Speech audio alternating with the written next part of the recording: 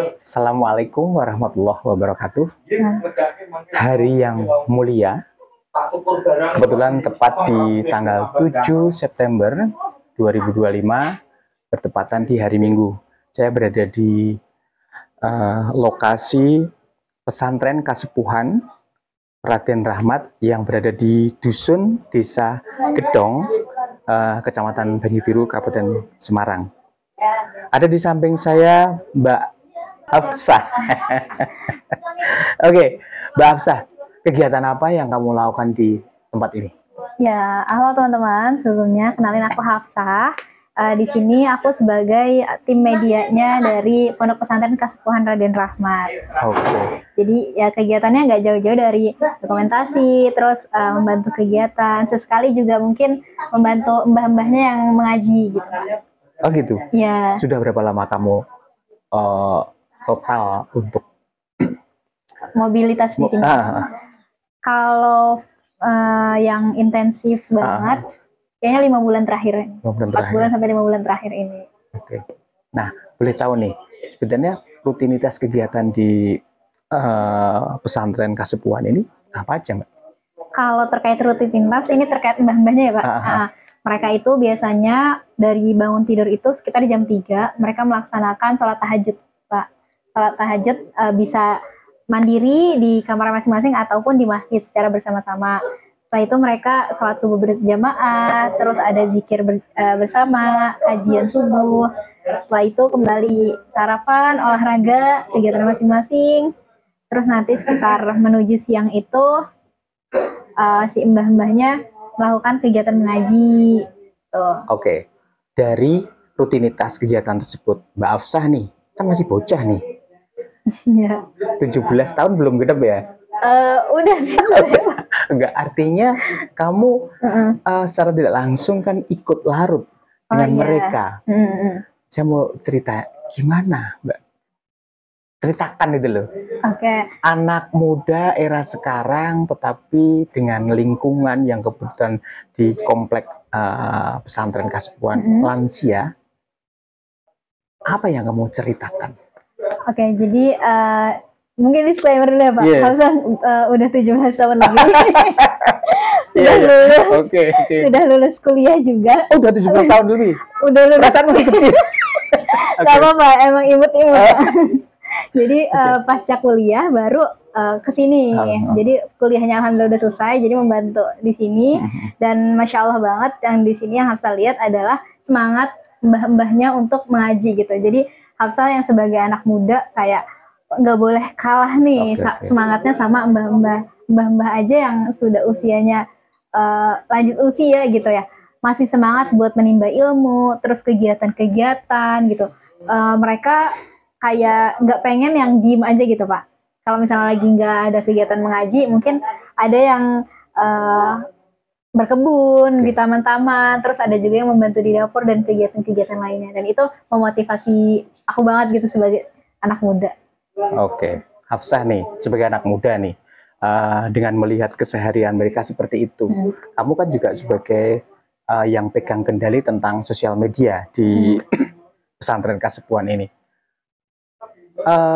Kendali dari media itu tentunya ada bagaimana orang terutama yang sudah berumur, yang lansia itu ada ketertarikan ke sini, ke pesantren lansia. Apa yang kamu lakukan?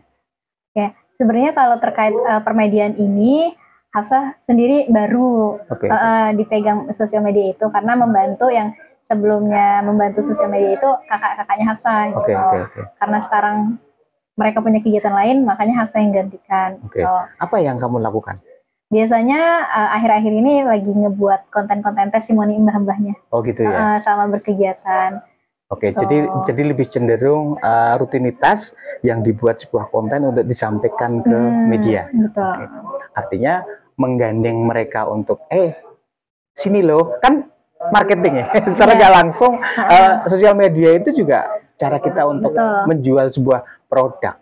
Kalau kita ngomong membuat produk, wujudnya ada, tapi ini juga produk dari kampung lansia. Nah, apa yang kamu sampaikan?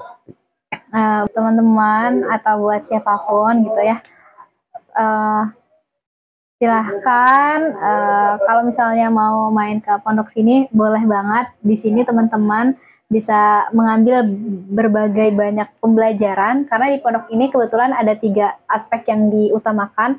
Pertama psikologis, terus habis itu kesehatan atau apa namanya ya, medis, dan yang ketiga adalah agamis gitu Pak. Jadi di sini mengkolaborasikan itu, juga tambahannya adalah lingkungan yang asri, sejuk, dan bisa melihat pemandangan yang indah banget. Termasuk santri lansia Santri yang lansia. berada di tempat ini itu menyatu juga katanya dengan. Betul banget Pak. Jadi kita di sini ada 2 santri, ada santri mukim sama non mukim. Oh, itu. Jadi santri mukim itu yang dari luar daerah sini. Kalau santri non mukim adalah warga-warga di sini. Gitu. Dan alhamdulillah sekarang tuh banyak banget kegiatan-kegiatan, termasuk dari yang hari ini ada kegiatan dari Sekolah Tani GRPG ya, Sekolah Tani GRPG Jateng. Alhamdulillah.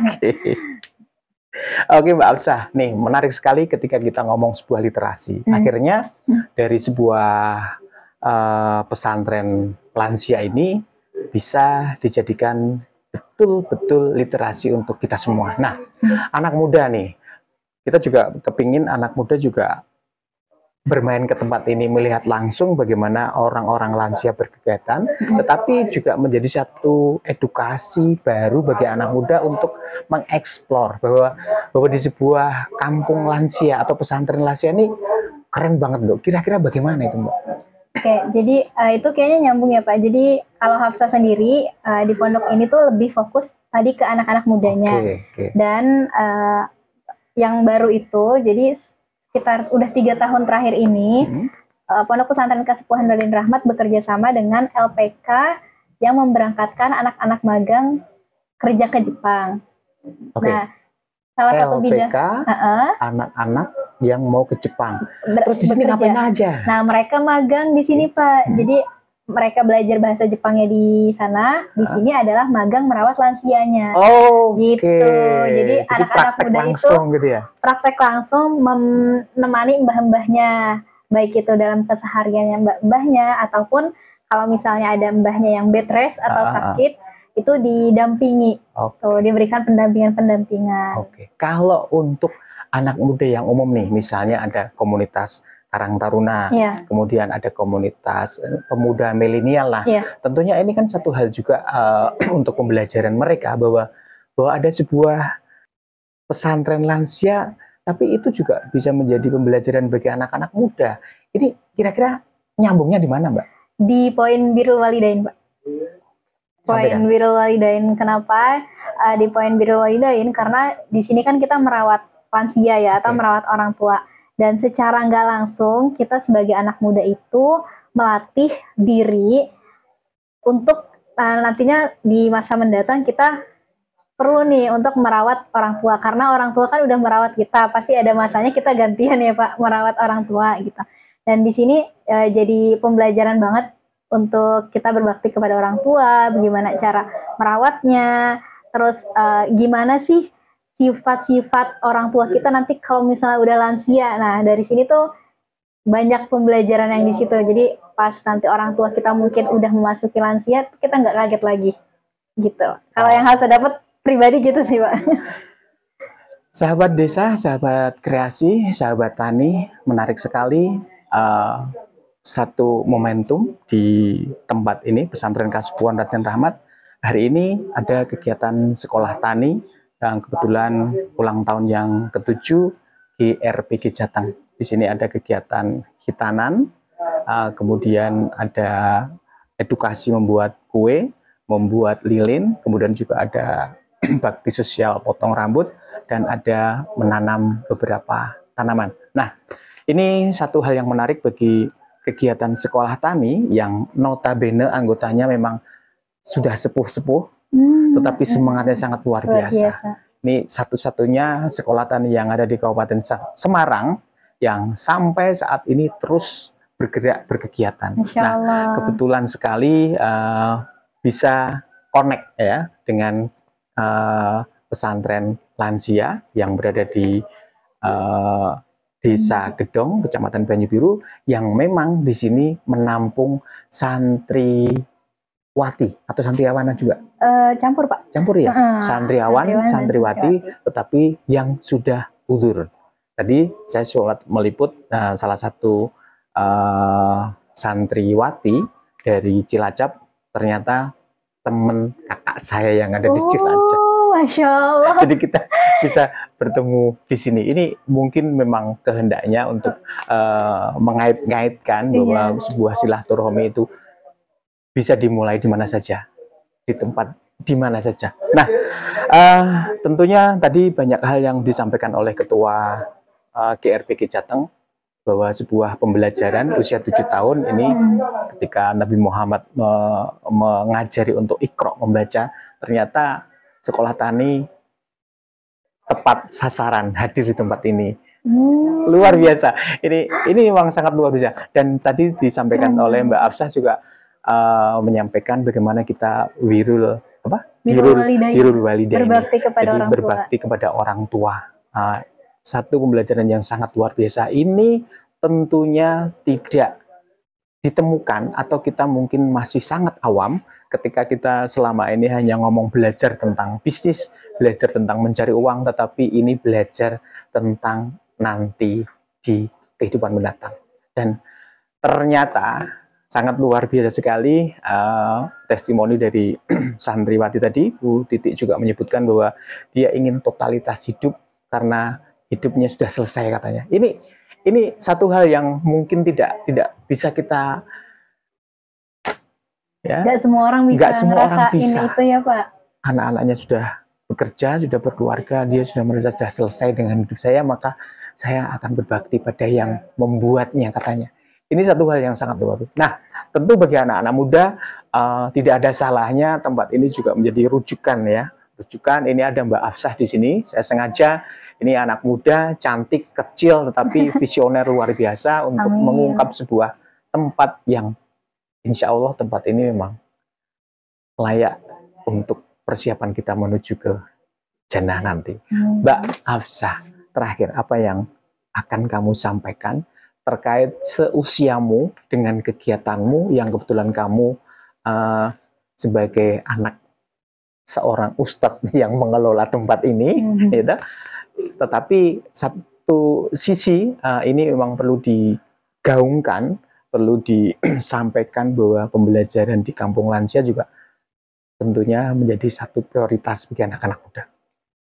Ya, buat teman-teman aku di luar sana yang saat ini sedang sibuk beraktivitas ya, dengan banyaknya aktivitas, mungkin ada yang lagi kuliah, bekerja, ataupun saat ini masih ada yang ikhtiar mencari pekerjaan.